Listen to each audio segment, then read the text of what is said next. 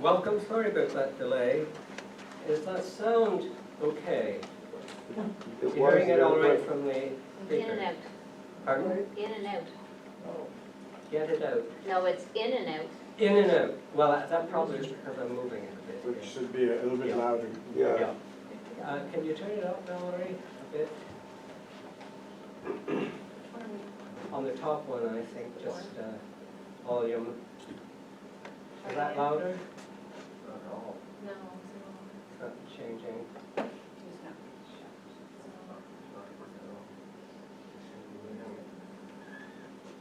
Well, we'll start anyway. Welcome everyone to this evening's talk.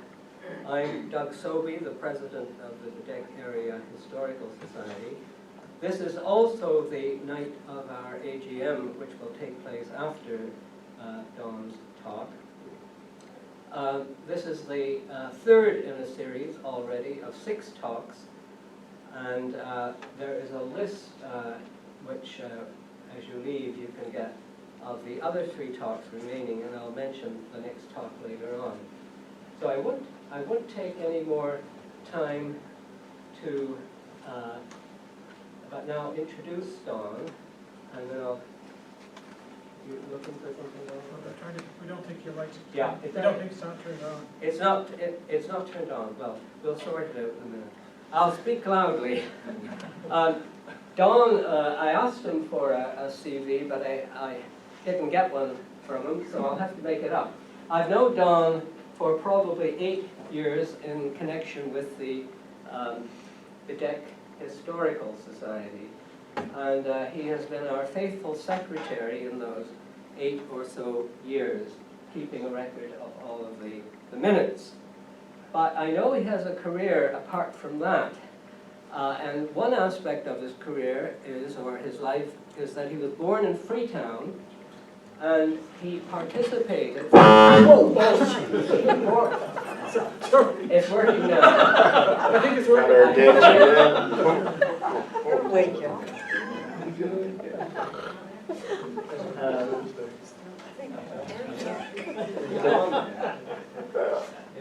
Everybody's Yeah, they just very quick. I think if the jack is loose. Well, I'll just continue.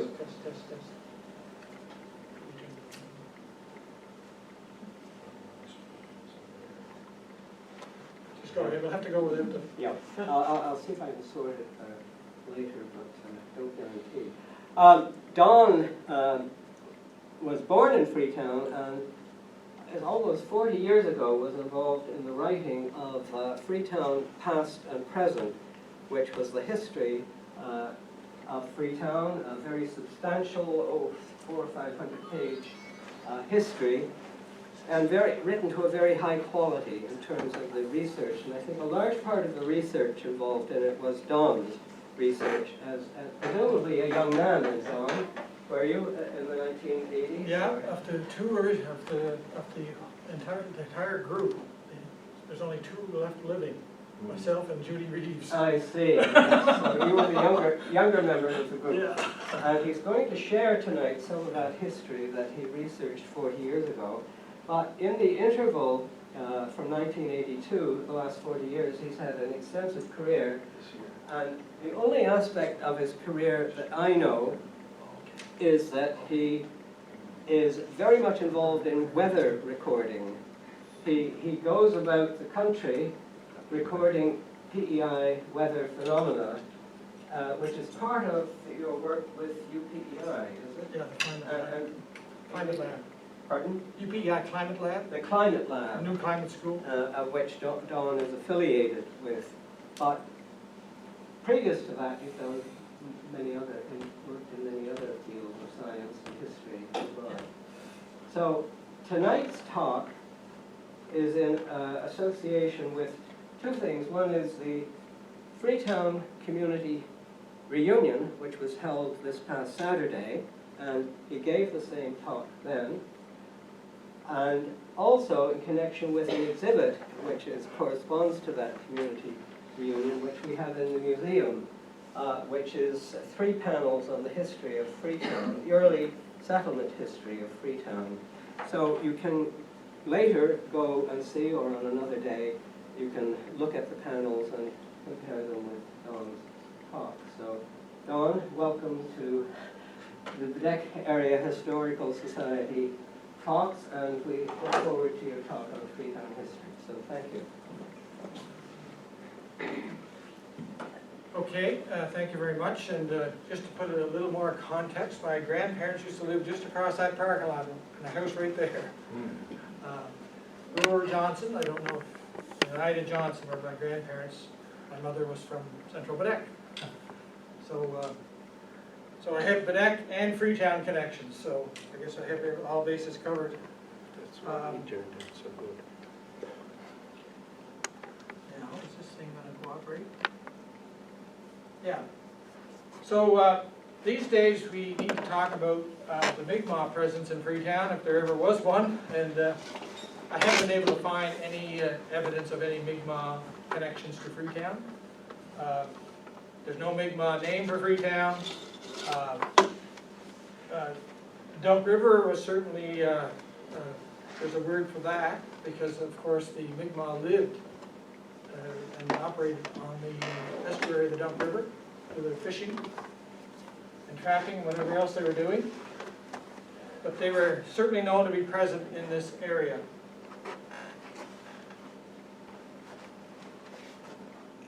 So I also consulted with Georges Arsenault about the Acadian presence in Freetown, and he said, he told me that he wasn't aware. Is this picking up Ari Berry?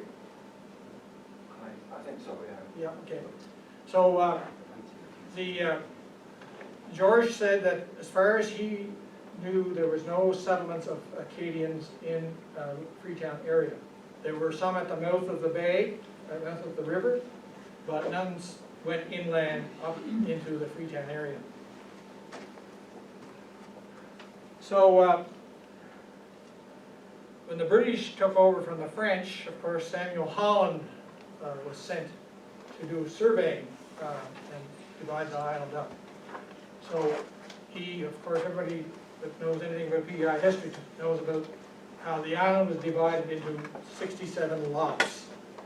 And of course, Freetown is on the southern part of Lot 25 and on the northern part of Lot 26. So you can see there in 1765, there was nobody living in that area, in those lots. So the British lottery came along. Am I blocking your view? No, go ahead. Okay. I'm okay. British lottery came along in 1767, so Lot 25 went to a gentleman by the name of Archibald Kennedy and James Campbell. And Lot 26 was drawn by Lieutenant Robert John Stewart and Major Peter Gordon. But there was rents that had to be paid. Of course, part of the incentive for these landlords was to bring settlers so they would help defer the cost of the quit rents. So Lot 25 and 26 went up for public auction in 1781. And the southern half of Lot 25 was purchased by the governor of the day, Walter Patterson. And Lot 26 was sold at the auction, but for some reason was later restored to the original lottery winners. So when the Americans had their War of Independence, as you know, a lot of Empire Loyalists, United Empire Loyalists, flew northward into Canada. So Walter Patterson decided that he could give a quarter of his land on the southern part of Lot 25 to the United Empire Loyalists. And he is shown on this map of 1784 to be the owner of this pat. And another map in 1790 shows some of this land in what today is Freetown was granted as follows: John MacDonald, John Murray, Richard Price, Richard Moorfield, Samuel Jameson. This land that was controlled by the Loyalists was given to them was 1,860 acres and was free from quit rents, so they didn't have to pay a fee to some landlord in England or wherever they might be. So, and this was a big factor for settlers coming in. Some of them had money to buy things, but when they were under a landlord, they had to pay this annual rent. So that wasn't really something that a lot of them were looking forward to doing, I guess. And there was 960 acres in lot 26 was made available to loyalists as well. And in a 1784 map, here are some of the people that were given this land. Thomas Hooper, Dudley Wells, Robert Ellman, Jacob Silliker, George Mabey, Robert Hancock, and Nathaniel Wright. So you can see there, this was all done in 1786. And there's a map that is available. I think Doug probably found this. I'm not sure where it came from or who found it, but it was in the PARO, means Public Archives Record Office in Charlottetown. So that shows you where this loyalist land was on lot 25 and also on lot 26, in South Freetown mainly. And in 1798, a map by Ashby shows you here, there were some houses around the Dunk River. So the settlement originally was focused on the river. You can see roads here and roads up here and some kind of road through the woods here, which possibly was going up towards New London. But those were the only roads at the time, and those were where the settlers and where people were living at the time. And we can't seem to find any chain of land title for some of the loyalist, the non-loyalist land at Freetown. There's this gentleman by the name of John Clark, who got half of lot 25 at a public auction on October the 29th, 1809. He had made a claim against, he was originally, I think, a friend of Governor Patterson, but of course, friendships kind of end when people owe others money and they don't get paid. So he made a claim to get, against the estate of Governor Patterson. And it was estimated to be around 10,000 acres. So anyway, and he was described as a loyalist immigrant and a friend of Governor Patterson, and he was elected to the colonial government as a Patterson supporter. And he died in 1819. But prior to his death, in September the 5th, 1810, he sold 1,000 acres of his land to a gentleman by the name of James Burns, originally from Scotland, I guess. And then another person by the name of William Taylor bought 320 acres in 1810 from George Thompson. If you remember, the original person who was granted the land in lot 26 was a Thompson. So now this land of James Burns ran from basically where Burns Chick Hatchery is, or that area, all the way up the Freetown Road on the south side, I guess, to what we called the birches, although when I was growing up there was never any birches there, it was all maples, most of the maples. But I guess originally maybe it was all birch trees, I'm not sure. But anyway, and this William Taylor, so you remember those two names, William Taylor and James Burns. So also just going back to John Clark, so we tried to piece together what happened to his land, because I remember I said there was very little chain of title, but in some of his estate papers, it sort of described who the land went to. And all of these seem to be some kind of relatives of this John Clark. And this again goes, you can see here, James Burns. So this goes all the way up to Freetown, to the road. This is the road down to Scales Pond. So he had all this land. So it's a fairly good chunk of land. And William Taylor, you can see there, there's John Thompson and William Taylor. So this is where William Taylor got some of his land. And that's a map from the archives dated about 1810.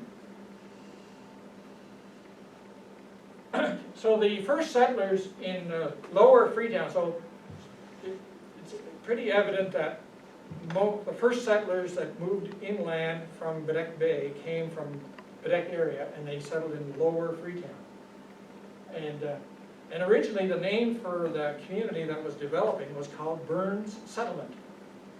So because you understand James Byrne got 1,000 acres of land, so he was in the process of getting people to move in there. Another term that was often used for Freetown was called Freetown Bedeque, because of the Bedeque connection. The first record of Freetown that I can find in any records, I guess, is in it was a newspaper article, February the 19th, 1842. It talks about the Freetown Road. So, and that's the road that runs from Ross's Corner up towards Freetown. It was also mentioned in the Colonial Herald of December of 1843 that Mrs. Kelly lost her black-gray filly, 3 years old, from the burnt woods near Freetown. So some people even say that Freetown might have been called the Burnt Woods at one time. But as we probably all know, burning up the woods and the trees was a common way of getting rid of them. And it would be an easy way then to get the stumpage and start farming. It was a quick way of getting rid of trees. So the first settlers in Freetown, it may be a little hard for you to see this, but, and this is sort of, it's not, I guess, 100% accurate, but from the research I've done, this is the best I could do with the information I had. That's not to say there could be more information come along that would change this, but at the present time, this is what I'm going to go with. So you can see here that James Burns was married to a Barbara Stewart, and they settled in Freetown. And right about where, if you know where Shirley Burns lives today, if you know where her house is, the houses were not where they were today. Houses were on behind her house, going down to the Dump River. There's a little tributary that runs back towards Freetown. And the houses were along the river, because of course, think about it. They came in by boat. There was no road, so they used the best transportation they had at the time, which is coming in by boat. And then after enough people got in there, then they started clamoring to the government, colonial government, we need a road. So that's, you know, it's just sort of the way it works today. You know, you want your road paved or repaved, or you want the potholes, you know, who do you call? You call the government. So anyway, so that system still seems to work. Oh, sorry, so I guess I maybe should go back to that for a minute, if I can. Anyway, yeah. I think just,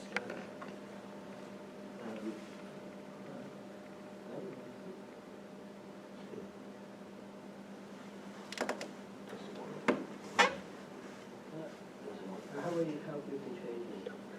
Okay, just a second. I've been doing pressing enter, but that'll take us through to the next one. Number well, that seemed to work. Yeah. Anyway, I was trying to show, I really should go back to that. So there's another way of doing this. That doesn't work either. Hey. Well, maybe we can't go back. Anyway, just going back the other day. So, so the other settlers that were on that list, there was Van Buskirks, there was Taylors, of course, and then around 1835, some Irish settlers started coming in, and they seemed to come from the, I guess, from the other side of Freetown, which is what some people used to call Upper Freetown, towards Emerald and Norborough. And they seemed to come in from that side, and those settlers were names like McCarville. Francis McCarville was one of the first settlers that lived in there. There was Murphys, Curleys, and Crokens, and Deans. So those families came in from the, I guess, east side of Freetown. And there was a road there that was, I think the roads were going to either New London or to Princetown and Malpeque. And according to Honorable Alex Anderson, who was, I think he was a surveyor of some type, the first houses were mainly thatched with birch bark or spruce rinds. And he had moved to Bedeque in 1792 at the age of 2, so this was an interview that was held several years ago, and this is how he described the houses that he was living in at the time. And there's a record of a William Taylor living in a log cabin in Lower Freetown in 1821, so the homes weren't elaborate, you know, they were fairly primitive.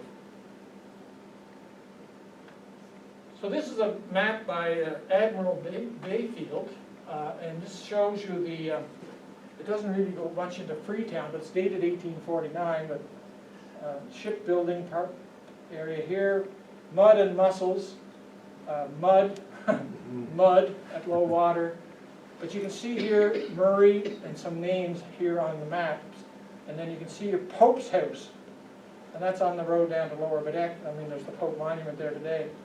But you can see there, you don't see much of Freetown on this, but it does show you that there was some development going on in the nearby area of Bedeque. And as far as roads, the Dunk River Road was probably the first road in Freetown. There's a record of it about 1808, and that's the road that runs, they call it Hatchery Bridge, or it goes into South Freetown and then goes up to Lower Freetown and out towards Kensington, so, or Kelvin, I guess.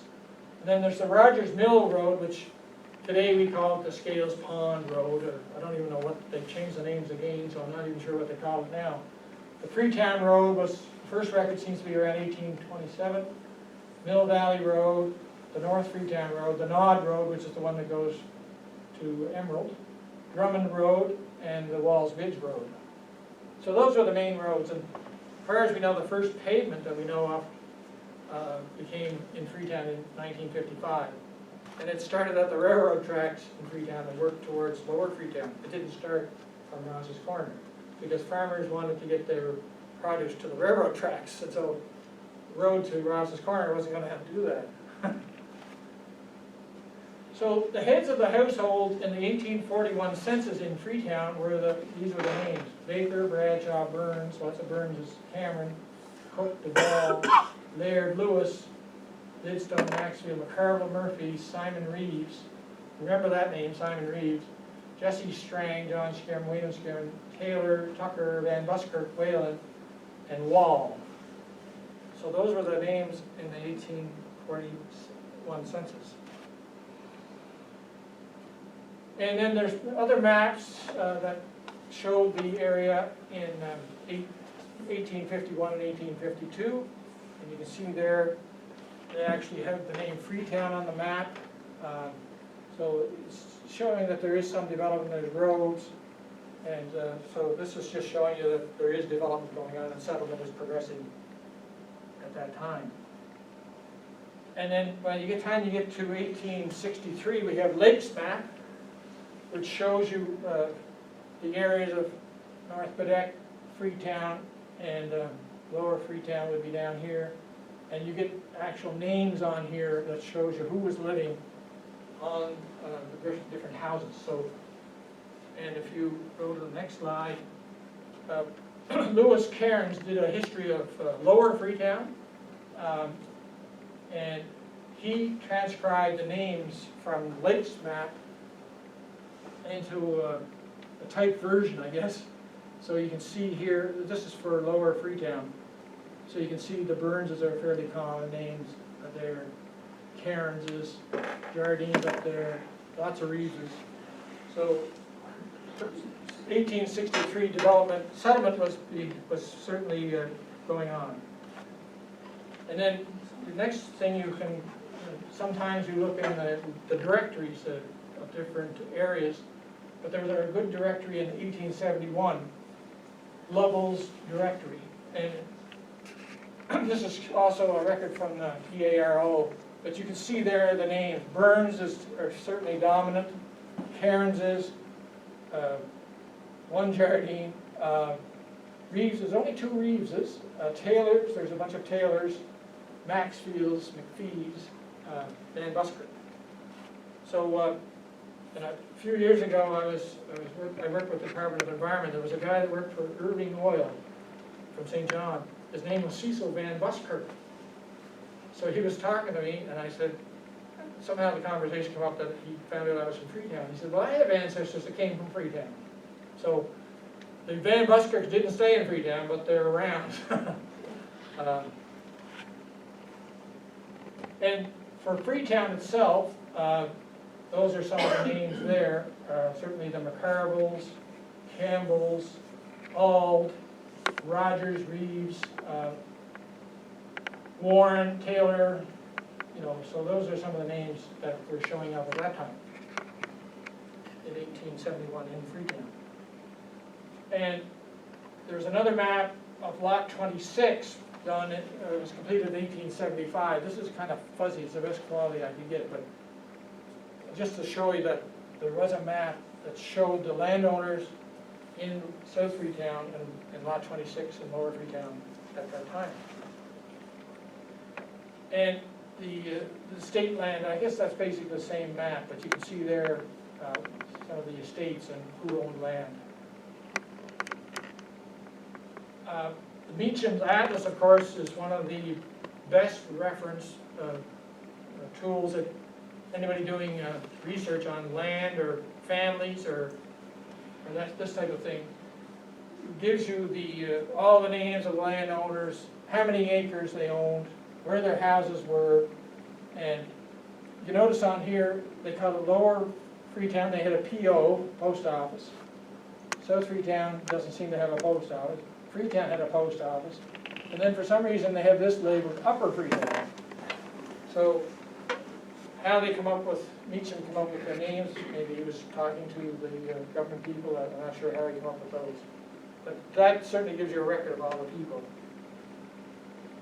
And then, this is not a very good way, this is just the John Clark's land I showed you earlier from 1809, and it shows you how this land was overlaid and where it was. So his land was James Burns's land, and then up here in the sort of part of Lower Freetown and Upper Freetown area on the northern side. And then Doug Sobey also pulled up these maps, all the different lands, and it's on the poster out here in the museum. But you can see here, this is John Clark's land, where the Loyalist lands were, the James Burns land, Thompson Gordon land, and the Loyalist land grants in the South Freetown. So you can see there the connection of past coming up to the present day, 2019, where that land was located. I also spent some time last week getting ready for the Freetown talk. I found the 1911 census of Canada is pretty well digitized and it's online. So, so there was a census conducted according to the lot boundaries, which I still see that is still done that way today. Because if you look at the 2016 census of PEI, it's by lot. And lots have no, if you ask a 20-year-old, where's lot 25 in PEI, they wouldn't have a clue where you're talking about, I mean, it's not something you even would teach in school, I don't think. So, but it still is done that way. So what I tried to do with this census, because I was trying to find out, well, how many people actually lived in Freetown back in 1911? And this is kind of a key date, because if you remember, James Burns got his land in 1810, so this is 100 years later. The first settler was 1810, so this is 100 years after the first settler.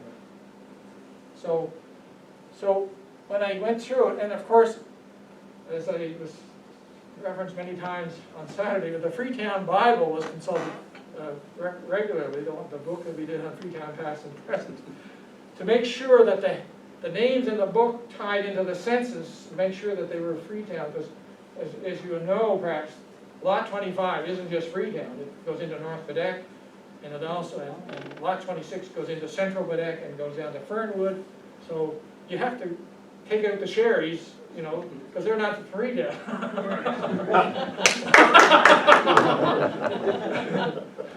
I don't know if Freetown would take any shares, I'm not sure. Well, we take Francis's, you know. Here. It's nice to have a little bit of fun, isn't it? It certainly is. But the Freetown portion of Lot 25, based on, I made a spreadsheet, I just did this on Excel,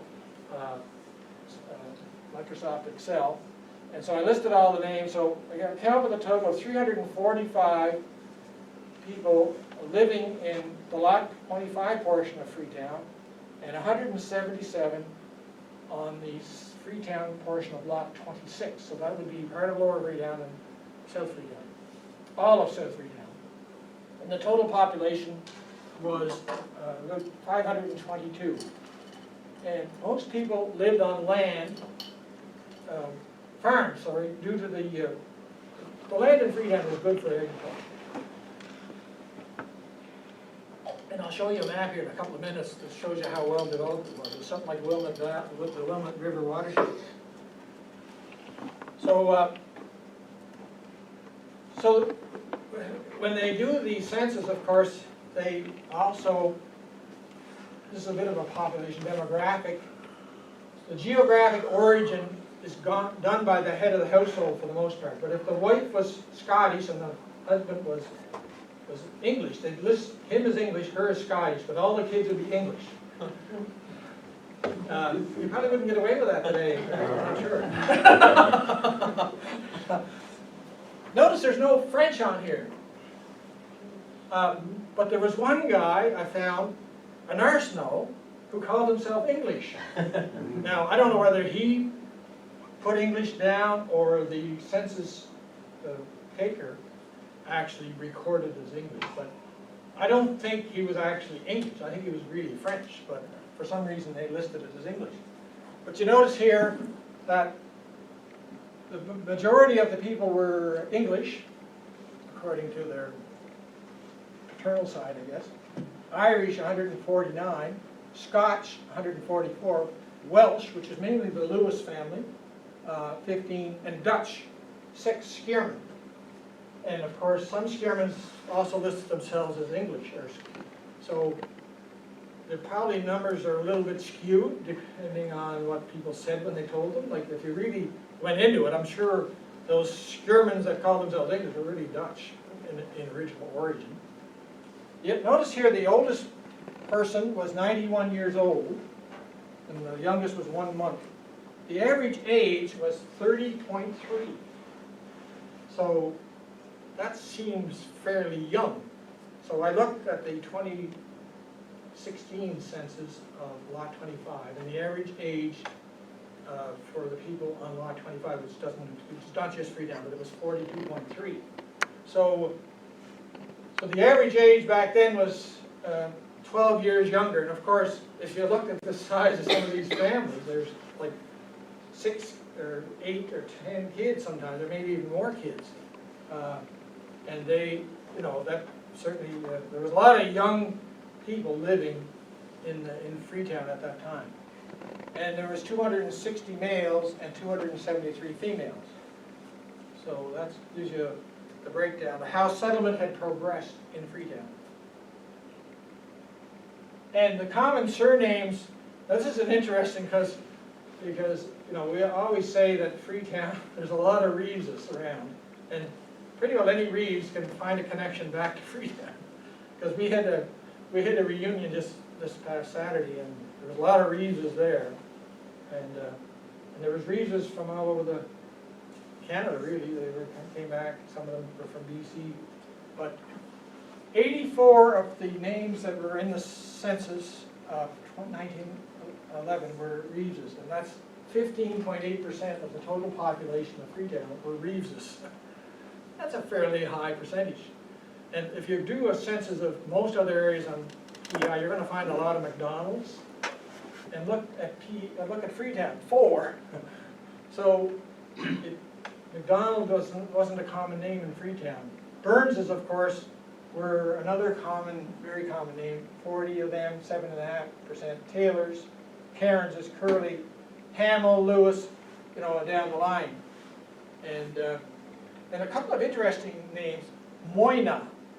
Of course, a lot of these Irish families were from County Monaghan, which I haven't done a lot of research on County Monaghan, but what I understand from what I've read is that there's a high percentage of Irish settlers, higher percentage of settlers from County Monaghan in the Freetown, Kincora area than there is in any other part of the province. For some reason, when they came here, they seemed to go to this area. And whether they had connections to families that came here, better connections or what. But and Moyna is not a very common name, but that's where the name comes up in the census. They were in South Freetown. So you can see there that, and if you go back there today, like you see my name here, Jardine 10. Well, there's no Jardines living in Freetown anymore. Lewis, there's a, well, I just heard the other day that Colleen Lewis is in a home in Clinton, so I don't know how many Lewises are left in Freetown. So there's a lot of these names that have disappeared from Freetown. So it's interesting, but this is where it was in 1911. And of course, here we have the Cummings Atlas of Freetown area, lots 25 and 26.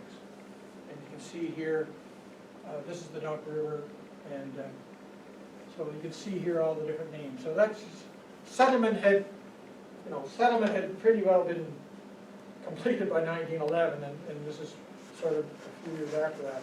All the land was pretty well developed for farm use or whatever. So here's the first aerial photos that we can get of PEI were from 1936.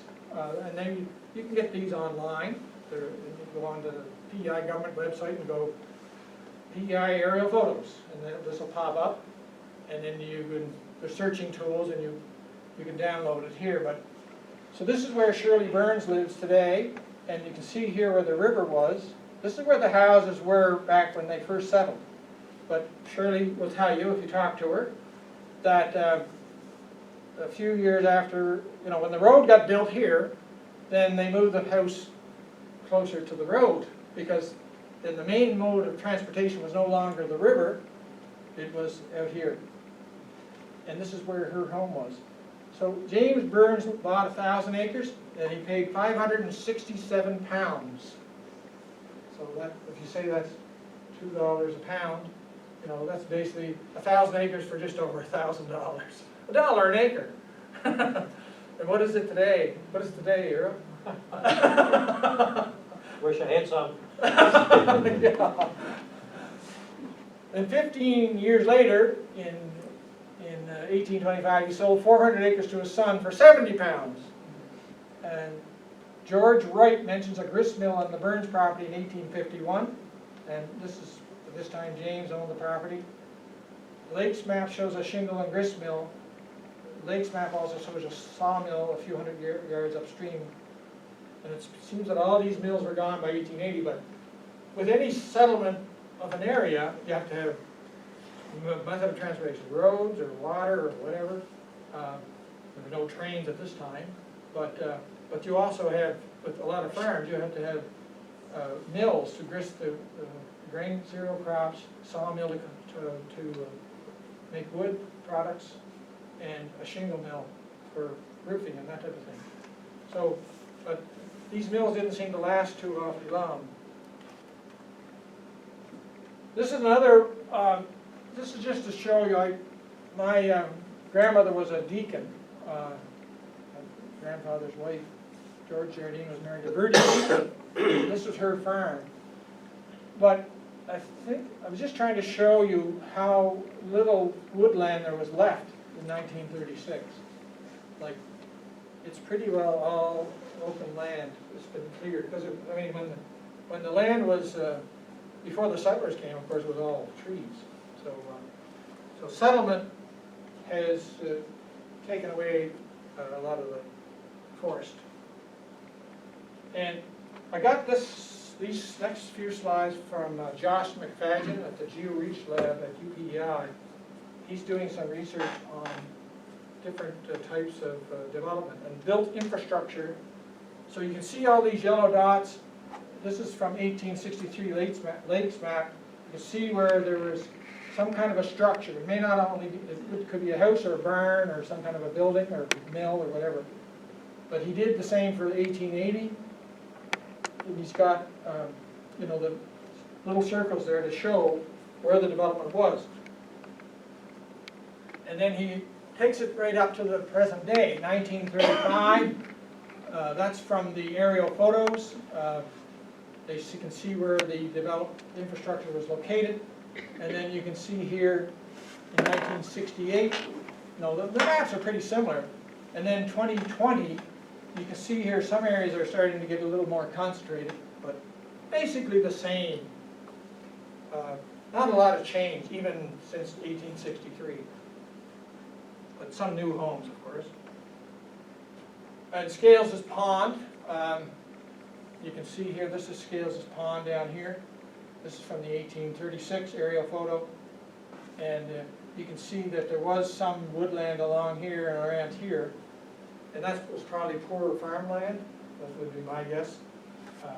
Any land that did get developed or cleared was probably not the best farmland. So, but you can see there that the pond, and of course, Scales had his hydro plant here to generate electricity.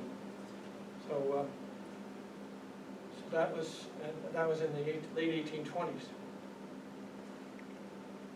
So the other thing I did is I took I downloaded all the 1958 aerial photos of Freetown, and I stitched them together using Photoshop photo merge.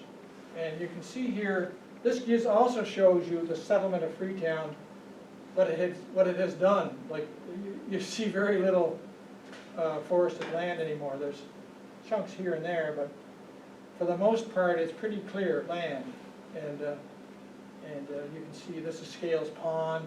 This is the Freetown Village up here. And this is where I grew up over here, but you know, this is all, Freetown was an agricultural land and still is. And the Freetown Village in 1958. Of course, the railroad came in the late 1870s, 1880s, and of course, the railroad changed the dynamic. People could then ship their produce by their potatoes, and they could get their lime, and they could get their fertilizer and stuff like that with the trains. So this is just showing you what the village looked like at the time. And we were talking about this on Saturday, like with development, of course, there was 3 stores in Freetown. And of course, you had the store here, Great River, located in Colvix here in Bedeque. So there were stores, every community had their own stores. But Freetown had 3 stores back in the day, and they had 2 gas stations. You know, there's nothing left, there's no store, no gas station left. And of course, we couldn't leave a talk about Freetown without talking about the old stock car track. Of course, we hit to the stock car at the reunion on Saturday, but I was saying to some of the people, I said, well, that was being built, see, this was built in the 1960s. I said, if that was being built today, it wouldn't be allowed, because it's in the buffer zone of the Dog River. In fact, we were talking about this on the weekend, but my brother used to have a stock car, and somebody got up and said, well, he said, there's 3 fellas who are always trying to put you in the river. And Elwood Painter, I think somebody did put him in the river one night. They shoved his car over the bank, they pushed him, hit him from behind or something, went right over the bank.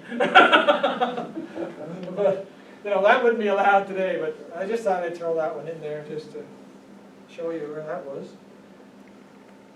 And this is 2010. So, and of course, you can see here the size of things and the number of buildings, like dairy farms have increased, like Pharaoh Reeves and Stephen Reeves have a big farm and dairy farm in Freetown. Well, like my father and his father used to farm together, and of course, I lived on a mixed farm. We had like probably 20 milk cows, 25. grew 25 acres of potatoes, we had a few pigs and chickens and, you know, pigs and stuff like that. Today, you know, it's either go big or stay home, you know, it's just, everything's big scale. And that's why you see these bigger buildings. I mean, this is a Clove farm, which is not owned by the Cloves anymore. And, but this is Burns's chicken operation down here, and the mushroom plant, and Shirley Burns's house. So settlement has changed over the years. And I thought I would throw this here in too. Freetown was a no farming area. You know, there's a lot, of course, lots of PEI, but these individuals all made the Agricultural Hall of Fame, whether it was PEI one, in the case of Bill Cairns, this guy, he's still living, this is in the Maritime Hall of Fame. So, and this is Ira Lewis, who was originally, he was born in Freetown, but of course, he and his brother Claude moved to York, but they were big, Lewis brothers were big in York, but Edwin Lewis was big in Freetown too. Austin Scales, of course, he moved to Freetown in, I think, in around 1920. He was from St. Elmer's, and between him and Simmons and Ferland, they had big farming operation in Freetown. This is Allison Prophet, Eric Hamill, and Coburn Clough. So these people all were noted for their accomplishments in agriculture. So settlement of Freetown was affected by agriculture, and these people were proof of it, that the people who farmed in Freetown did well and had good reputation. So I'm just going to summarize it. Sought out by settlers by the availability of freehold land well before most other lots in the province could, because they were owned by absentee landlords. And there's a lot of discussion about where the name Freetown came from, how did that name ever come about. And my own personal opinion is that it was this term right here, freehold land. People could go and buy land and get clear title, and they would actually own it. And then they wouldn't be paying these quit rents to the absentee landlords. So my grandfather, my great-great-grandfather, when he originally moved to PEI, he settled at the head of Hillsborough River in Mount Stewart. And he was living on leased land. So in 1849, he bought a piece of property on the North Freetown Road. And it was free and clear. He got a clear title. So that to me is an indication that a lot of the other settlers that came here were doing the same thing. They wanted to be able to get their land and own it free and clear, and be able to buy it and sell it whenever they pleased, and do whatever they wanted on their own land, because with the absentee landlords, they were always, somebody would come around and check on them every now and then. Good quality soil, suitable for growing crops, so this was another indication. Most of them were farmers, and this remained the case into the late 1900s. As I already shown you, many individuals excelled at agriculture. They did well. Austin Scales, I mean, he not only excelled in agriculture, but I mean, for iron fertilizer and several other things that he investigated. Simmons and Ferland, the bag plant in Somerset was started by Les Simmons and that family. So, they excelled at what they did, like some of these farmers. But today, there are no schools, there's no stores, there's no gas stations, and the railroad is gone. You know, it's actually, for me, I don't live in Freetown, I live in Winslow South, but it's kind of depressing to drive through Freetown today, because, you know, where do you stop to talk to somebody? You know, you can't pull into a service station or the store, or even the post office. The graveyard is there. Yeah, the graveyard is there. Actually, I was in the graveyard. But, you know, it's kind of depressing when you go back there. But anyway, that's the way it is. I mean, that's the way life has changed. And of course, the average farm size has increased dramatically. Like, I mean, my father had 250 acres of land when I was a kid, and that was considered a big farm. Today, that's nothing, really. Like brother-in-law, my sister, they have a farm in Glen Valley. They have a big dairy, but they have over 1,000 acres of land. You know, it's just, and they're not even considered huge farmers, and they don't grow any potatoes. So, but I mean, their land's really not suitable for this. It's up and down Glen Valley. But, so that's my story, and I'm gonna end it for that. Any questions? Mr. Jardine, Yes. I would just like to congratulate you and your team of volunteers that helped you to pull off this Freetown Reunion this past weekend. I was out Saturday to your talks and the sessions there. You did an excellent job. Thank you. My only suggestion would be is don't leave it too late to hold it again. Well, we've already been talking about that. Of course, it's too early to talk to the current executive about having it again. They're wore out. Marlene McCarville, she just doesn't want to hear anything doesn't want to hear anything about having another reunion.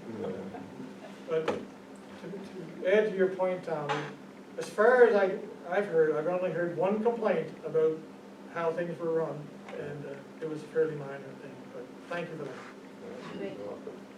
Yes, George? What would be the population today of the Freetown area? You said 1911, it was around 550, something like that? My guess, I don't really know, because like with the 1911 census, I could go through and pick out the names and say, well, these are from Freetown. Today, I couldn't do that, and I wouldn't access the name. You couldn't access the names anymore. And they do it by the whole lot. So, like, they don't do it by school, but if they did it by school boundaries, then sure, you could pick it up. But if I was taking an educated guess, I would say the population today may even be less than it was in 1911. That's just my feeling, because the families were bigger. Like, people had like two parents, 8 kids, and maybe a domestic or a laborer also living in the same place. And that was very common. There was several families like that they had a large number of kids. Like today, what's the average family size? Two kids, maybe? I bet you back then it was 6 or 7. So that in itself would tell me that, I bet you the population, like there are probably more homes living in Freetown area today, but if they're only averaging 3 per home or 3.6 or whatever that might be, versus 8 back in 1911, you know, you just do have to do the math. So I think it may have been more populated back then than it is today. And we have another thing, if you haven't seen it, Austin Scales' wife, Lillian, did a movie. She had a movie camera in the late 1940s and in the early 50s. And she has a picture of the kids at the old Upper Freetown School. And J.B. Lewis was the teacher, but they showed the kids coming out of school and going into the skating behind the school in the wintertime, I guess. You should see the number of kids coming out of that school. Like, it was amazing to see. Like, it's, if it's, I don't know how many kids live in Freetown anymore, but it wouldn't be, certainly the population of kids would be drastically reduced from 1911. Any other questions? John, you asked the value of land. That 1,000 acres would be probably worth somewhere between $5 and $8 million today. Wow. Farmland. Yeah, that's just farmland. Yeah. Farmland. Yes. So you said that, the more, fewer people owning a lot more land now. Yeah, well, Canada's Any- Farms owns a lot of land in Freetown. Right. But any idea of what the average amount of acres owned by landowners? I don't, but I think Josh McFadgen will probably be working on that. I'm not sure. I'll talk to Josh about that. I don't know if any of you know Josh, but he was kind of, but he had other maps he could have given me, but I just picked that one for this talk. But I think he may be working on that to try to document, but it's the average size, like the average farm back in the day, olden days, was about 100 acres. And a lot of the first settlers, like, I noticed a lot of the Irish settlers got 50 acres. And that's what they started with. And some people got 100. You know, and up until like the mid-1950s or mid-1900s, like I think they started to gradually, my father had 250 acres. But I know he bought, my grandfather bought we always called it the curly field when I was growing up. But it was a 14-acre field, and Mr. Curley had planted turnips in the spring, and then he ran out of money, I guess. So he came to my grandfather and asked him, George, he said, would you like to buy this land? And my grandfather bought it, and then the price of turnips went up in the fall, and he got enough money from the sale of the turnips to pay for the land. So there was a lot of that going on, you know? Yeah, George. No, To what churches did the people in the Freetowns go to? There was no church in the. Yes. Oh, there was Yeah, a church in too. Freetown? Yeah, so the census, I have that information actually, but there was a Methodist church was the first church in Freetown. That's where the United Church is today. So that was the first church. There were a lot of, and then there's the Presbyterian church, which was all people donated the land for that, but it was built in 1890. That church is now torn down. The United Church is still running. The Roman Catholic, most of those people went to Summerfield, out in out at the end of the Freetown Road on number 2 highway, because there were people at the reunion on the weekend from the St. James Cemetery collecting money. And then there were a lot of Baptists in Freetown as well. And so they came to Central Bedeque, to the Baptist church here.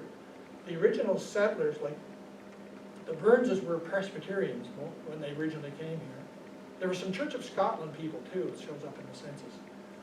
But the Presbyterians went all the way to Margate. They had to go to Malpeque to church when they first came here. That was the nearest Presbyterian church was in Malpeque.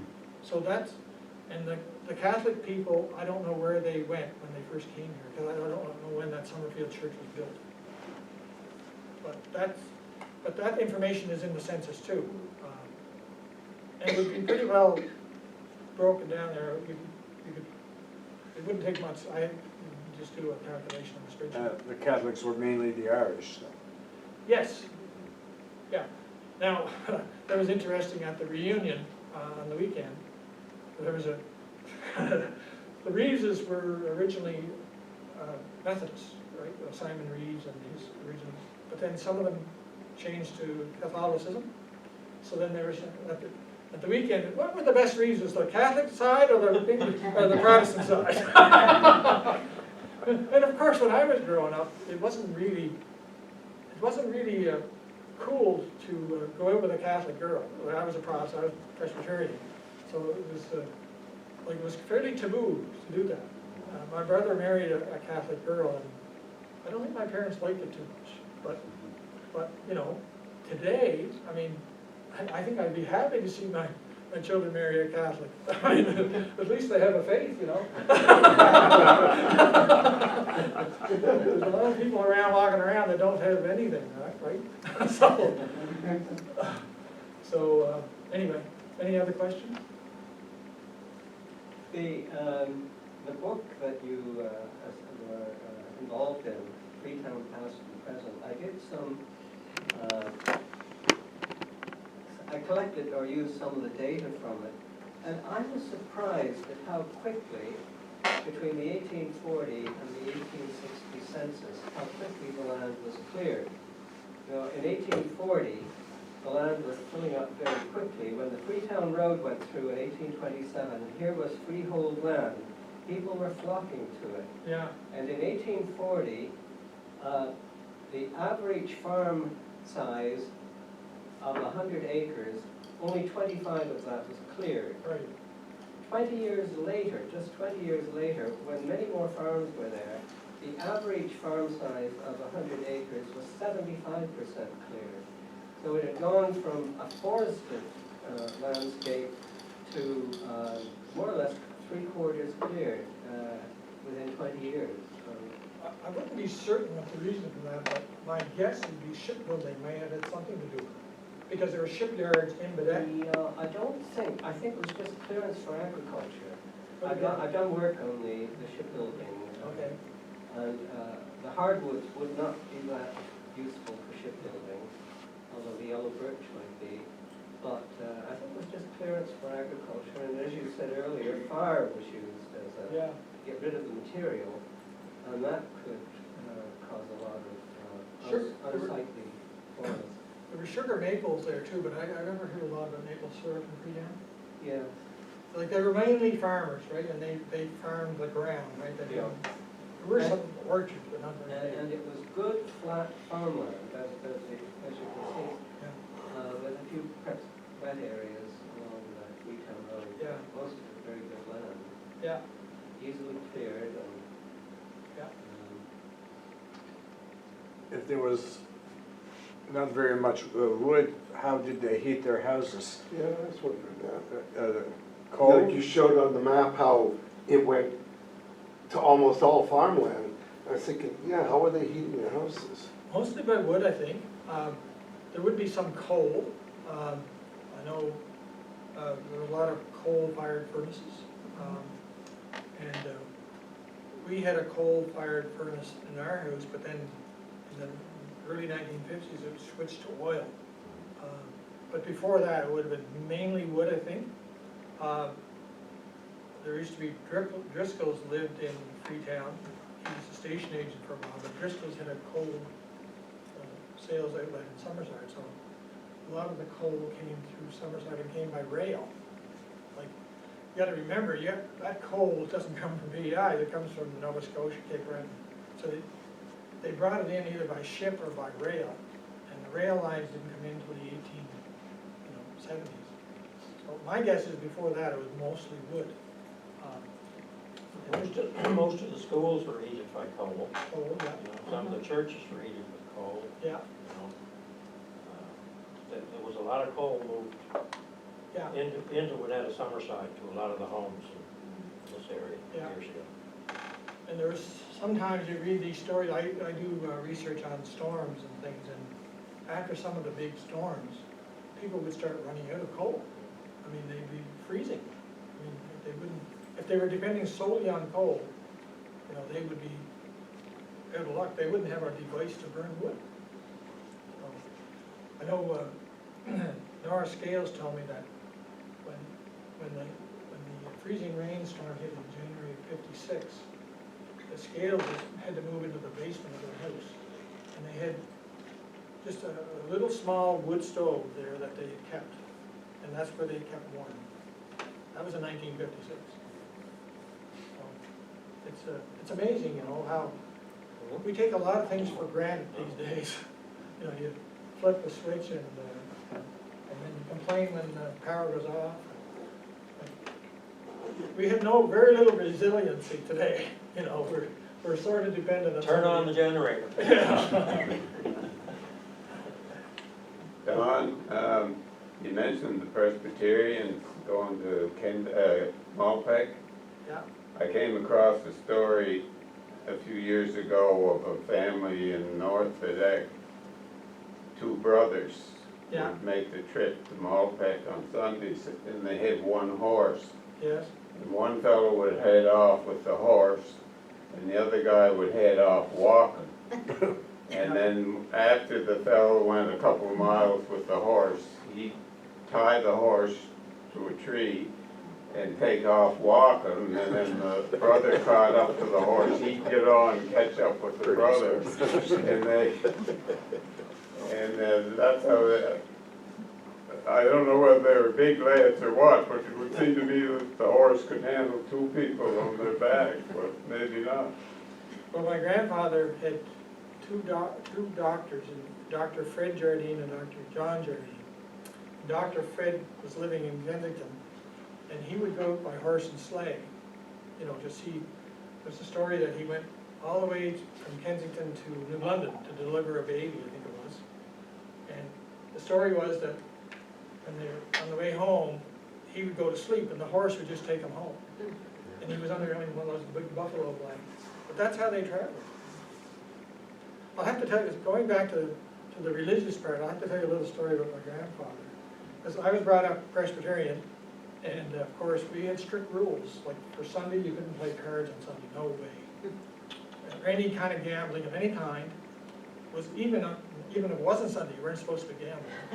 So, but the Freetown Hall, I don't remember the Birch Grove Hall there in the corner, right across from where Spearman's place is. They were building a hall, community hall, so my grandfather, they came to my grandfather, I guess they asked him if he would donate the land, it was on the corner lot. He said, yep, I'll donate the land, but there'll be no dances. And you know what, that hall had a slanted floor. And that was because he would only donate the land if there was not going to be any dances. So that's what happened.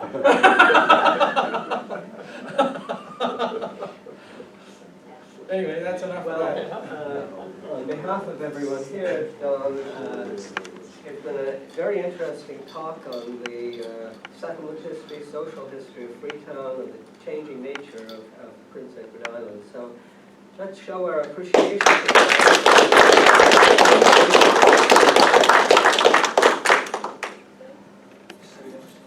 I'll give you that, but we'll sort that out later. Okay. Yeah. All right. Well, yeah, that's okay. We'll have a break, but before the break, next break for refreshments, there are cookies and juice in the corner there.